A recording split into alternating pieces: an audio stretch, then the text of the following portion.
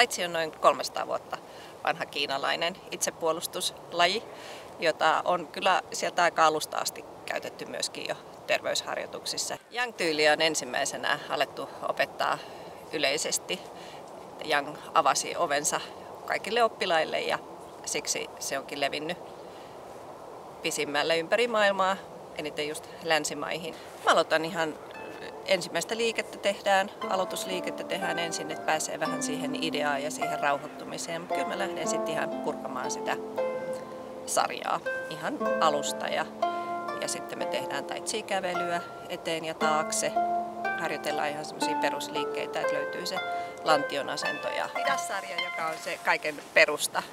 Ja sitten siitä on nopeat muodot ja sitten on meidän mestari Tungin perheen omat 2 sarjaa ja sitten meillä on nämä aseet on miekka, 2 erilaista sapelia.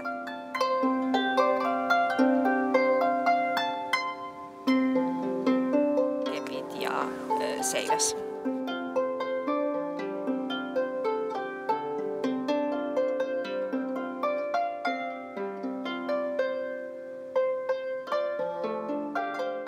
Silloin kun me treenataan Tai Chiitä, niin mehän ei ajatella mitään. Me keskitytään täysin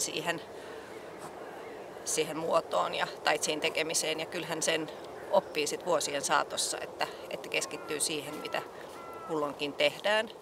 Näissä on jokaisessa sarjassa, myöskin niissä, mitkä me tehdään yksin, niin meillä on mielikuva siitä parista, että tiedetään koko ajan, että milloin me torjutaan iskuja tai milloin me potkitaan, että meillä on aina olemassa se toinen, vaikka meistä siinä nähdäkään. Mutta sitten meillä on ihan näitä pariharjoituksia ja yksinkertaisen muoto niistä on tämä push hands, jossa pidetään koko ajan ranteet yhdessä ja parin kanssa ja sitten työnnetään vuorotellen. Ja siinä tulee just se kuuntelu, että me annetaan sen toisen ihmisen ensin liikkeellä niin kuin sanoa, että mihin mennään ja otetaan sitten se vastaan ja sen jälkeen vasta lähdetään sitten vastaamaan siihen liikkeeseen.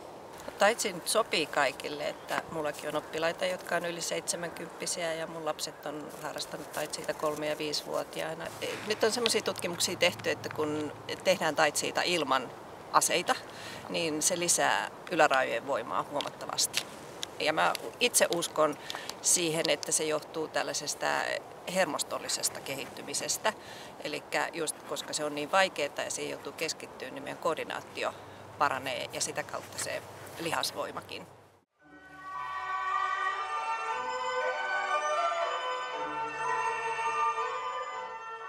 Tai Chiistä me harrastetaan täällä Yang-tyyliä, Chen-tyyliä ja Wu-tyyliä. Ja sitten meillä on tyhjää kättä ilman asetta ja sitten meillä on aseellisia. Yang-tyyli on se, millä me aloitetaan, eli peruskurssi on tämä perus 24 liikkeen aseeton Tai Chi-sarja. Mulle Tai Chi on semmoinen niin kuin keskittymisen ja rauhallisuuden tapa, olemisen tapa. Ja tämä on jotenkin tämä sali ja täällä kaapelilla on tosi kiva tulla ja sitten tehdä ryhmässä, koska sitten siinä ryhmässä voi olla semmoinen suuri voima, semmoinen suuri flow, kun kaikki menee hyvin. Ja sitten semmoisen kiireisen työpäivän ja kaupungin hälinän jälkeen, kun tänne tulee ja keskittyy johonkin sarjaan, niin se on ihanaa. Harjoittelun päämäärä Tai Chiissa on varmaan tämmöinen ikuisen oppimisen päämäärä, että aina voi tehdä paremmin ja aina voi hioa ja aina voi kehittyä sillä tavalla myönteisellä tavalla.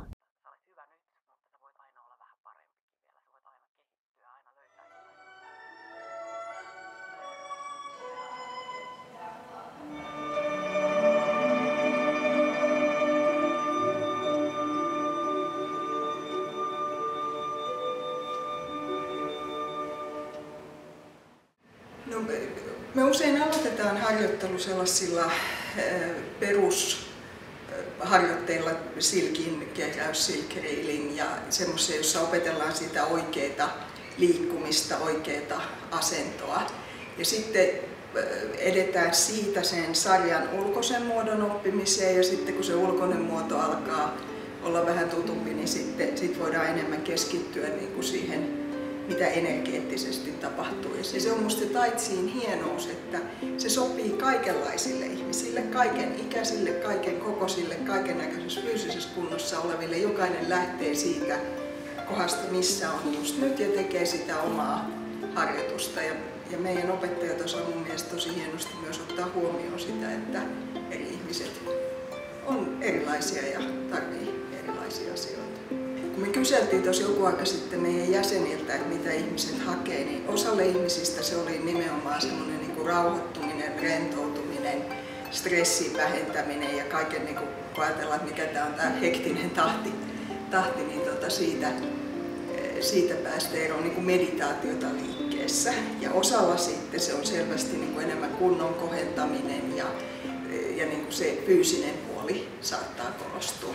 Et tässäkin kaikki on erilaisia ja ihmisillä on eri tavoitteet, mutta ehkä yleisin voisin ajatella niin liittyy siihen niin kuin vastapainoksi sille suorittamiskeskeiselle yhteiskunnalle, jossa niin kuin suoritetaan vapaa-aikaa ja perhettä ja työtä ja kaikkea muuta, niin jotain sellaista, jossa ei suoriteta. Qigong ei oikeastaan ole sillä yksi laji, vaan Qigong on sellainen yleisnimike, millä pyritään niin kuin yhteisesti nimittää kaikki sellaisia lajeja, missä ollaan kiinnostettu sisäiseen voimaan. Ja sen takia juuri Qigongin päämäärä oikeastaan juuri, että mikä se oma päämäärä on, mitä haluaa. Et yleensä ajatellaan, että Qigongia on hoitotieteellinen Qigong tietysti, esimerkiksi akupunktio voisi olla tätä linjaa, kamppailulajillinen, kung fu, tai chi, niin edelleen, kamppailulaiset linjat, sitten myöskin mietiskely. Yleensä puhutaan henkisistä, kuten taolainen, buddhalainen, konfutsalainen harjoitus, ja nämä kaikki kuuluu siihen Qigong-maailmaan. Ihan perusharjoituksena voisi sanoa esimerkiksi kun mä pidän harjoituksen, yleensä aloitetaan käsenheilutuksella. Pitkäaikaista toistella niin, että saadaan mieli pikkusen rauhoittumaan, esimerkiksi alfa-tilaa, niin kuin sanotaan. Sitten on erilaisia liikesarjoja. Oikeastaan Qigongista voitaisiin sanoa, että siinä on 5 päätyyliä.